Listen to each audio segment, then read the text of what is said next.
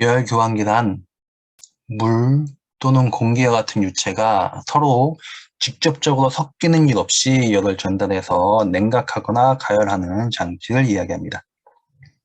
냉장고나 에어컨 발전소, 냉각탑, 컴퓨터, 자동차의 라디에이터나 살균기 등 여러 부분에서 사용되는데요. 뭐 원리를 몰라도 사용하는 데는 아무런 문제가 없는데 할 수도 있습니다. 하지만 우리가 알지도 못하는 사이에 우리 주변에서 원하지 않는 때에 이 효과가 나타나는 경우가 있어요. 자, 그러면 언제 그런 일이 발생하는지를 알아보시기 전에 우선 역류열 교환이 어떻게 일어나는지 보겠습니다. 우선 접촉 즉시 열이 전달되는 가상의 입자가 있다고 가정하겠습니다. 이제 그런 입자가 섭씨 90도 달궈진 공간이 있고요. 또한 섭씨 10도로 유지되는 그런 공간이 있다고 하겠습니다. 그 공간 사이에 두 개의 관이 연결되어 있고 각각의 열 교환이 어떻게 나타나는지 보시겠습니다. 좌측은 섭씨 90도에 이제 이런 입자들이 꽉 차 있는 공간입니다. 자, 이제 그쪽에서 90도의 입자들이 나옵니다. 우측은 섭씨 10도의 입자들이 있는 공간이에요. 거기서 이제 섭씨 10도의 입자들이 나옵니다. 중간에서 직접 섞이진 않고요. 관을 통해서 나가는 중인데요. 즉 접촉을 통해서 어떻게 열이 전달되는지 한번 보시겠습니다. 점점 나오고 있죠? 여기까지 아무 문제 없습니다. 자, 그런데 중간에 만났습니다. 자, 그러면 10도하고 90도 입자가 만나서 이제 50이 됩니다. 아까 가상을 한 것처럼 즉각적으로 열이 전달된다고 하겠습니다. 자, 그리고 입자는 이제 계속 양방향으로 가겠죠? 그래서 오른쪽으로 가는 입자들은 뭐 계속 차가워질 테고요. 왼쪽으로 가는 입자들은 계속 뜨거워질 것입니다. 그래서 왼쪽으로 가는 입자들은 50하고 90이 만나서 70이 되고 또 오른쪽으로 진행하는 입자들은 50하고 10이 만나서 뭐 30이 되고 이런 방식으로 진행이 됩니다.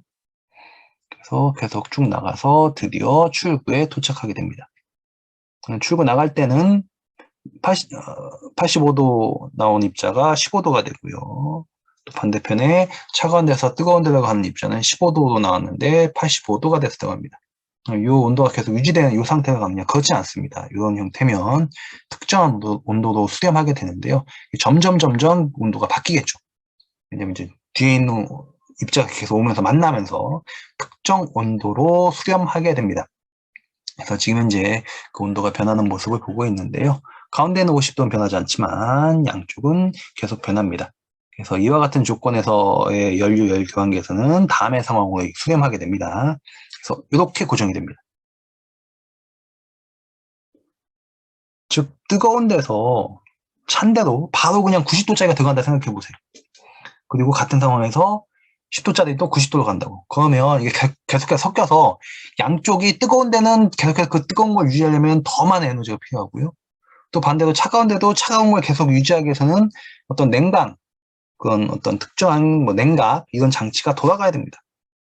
하지만 이렇게 열 교환을 하면 뜨거운 건 가다가 식고 차가운 건 가다가 뜨거워져서 상대방에 들어갈 때 무리를 주지 않기 때문에 어떤 연료비라든가 또는 냉각을 위한 에너지 소비가 줄어들게 됩니다. 그래서 이렇게 서로 온도가 다른 유체가 서로 섞이지 않은 상태로 에너지를 매우 효율적으로 전달할 수 있기 때문에 환기장치나 냉각, 가열장치 매우 효과적입니다. 그래도 뭐 이해가 잘 안 가신다고요?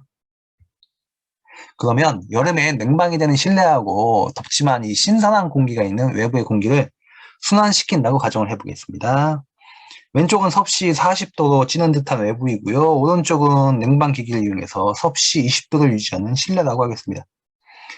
만약 단순하게 창문을 열어서 환기를 시키면 신선하긴 하지만 뜨거운 40도에 달하는 그런 공기가 들어오게 되고 차가운 공기는 나가겠죠. 그러면 역류열 교환을 위하면 어떻게 될까요? 자, 이제 위의 통로를 통해서는 뜨겁지만 신선한 외부의 공기가 들어오고요. 아래 통로를 통해서는 내부의 공기가 나가고 이제 환기가 됩니다.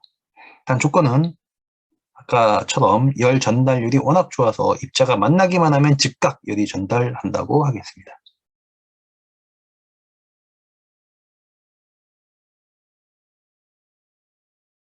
계속 이제 온도가 변화가 됩니다. 물론 이것도 수렴하게 되겠죠. 그래서 시간이 지나면 이 온도로 유지가 되게 됩니다.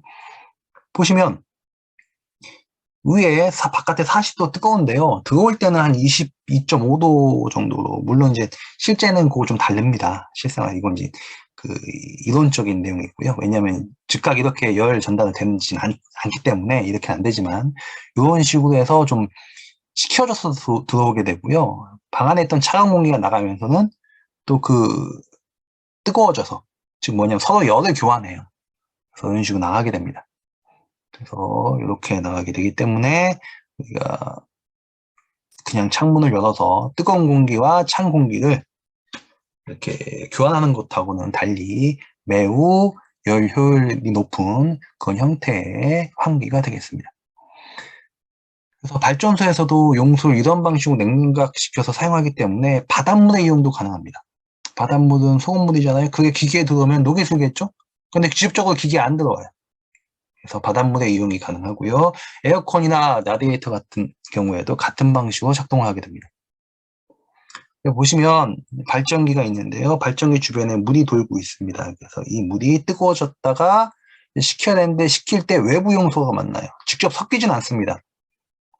특정한 이제 교환기를 통해서 열 교환이 되는데요. 직접 섞이지 않고 외부 용소는 뭘 써도 상관없어요. 바닷물을 쓰던 뭘 쓰던 상관이 없습니다. 왜? 발전기 내부로 들어오지 않거든요. 그래서 소금물을 써도 상관이 없기 때문에 원자력 발전소나 이런 게 바닷가에 지을 수가 있는 거예요. 만약에 바닷물을 직접 쓰게 되면요, 좀 심각한 문제가 생길 수가 있습니다. 난방이나 냉방의 경우에도 보시는 사진처럼 저런 방식으로 사용되기 때문에 에너지 소모와 관련해서 매우 효율적인 그런 방식이 되겠습니다. 근데 이제 이게 열을 전달하려면 가능한 많이 접촉하는 것이 열 교환에 유리하기 때문에요. 최근에는 판 형식의 열 교환기나 스파이럴 열 교환기가 많이 사용되고 있습니다. 그냥 관끼리만 하게 되면 접촉 면적이 좀 상대적으로 좁거든요. 그래서 판 형식이라든가 스파이럴 형식이라고 해서 비비 꼬이는 게 있어요. 꽈배기처럼 꼬여있는 그런 열 교환기가 많이 사용됩니다. 자, 그러면 우리가 모르는 사이에 원하지 않게 역류열 교환이 언제 일어날까요? 이런 기계 본 적이 없는데요. 주변에서. 바로 난방입니다. 오해신가요? 자, 그러면 보겠습니다. 지금 보시는 것은 엑셀 난방에서 분배기라고 하는 부분인데요. 여기에서 이제 분배기에서 나가는 온수하고 방을 돌아서 다시 돌아오는 냉수가 너무 가까이 붙어 있으면 역류열 교환이 일어나서 난방 효율이 나빠질 수 있습니다. 그렇기 때문에 인테리어 하시면서 새로운 난방 공사를 하면 그때 분배기에서 나가는 부분하고 들어온 부분이 너무 가깝다. 그러면 좀 떨어지게 해야 됩니다. 이런 점을 잘 모르는 작업자들의 경우에는 심지어 두 개의 파이프를 서로 묶어놓기도 합니다. 중간에 열 차단제도 없이 길게. 게다가 이제 보일러실과 떨어진 곳에 난방하는 경우가 있거든요. 어떤 특정한 방이 좀 멀리 있다거나 그런 경우에 출수하고 입수를 꽁꽁 묶어가지고 수미터를 그냥 끌고 가요. 중간에 보온제도 없이요. 이게 당장의 차이가 크진 않을 것 같지만요. 계속 사용하게 되면 상당한 난방비의 차이를 가져오게 됩니다. 이 난방에서 이 바닥에 깔린 배관의 경우에도요.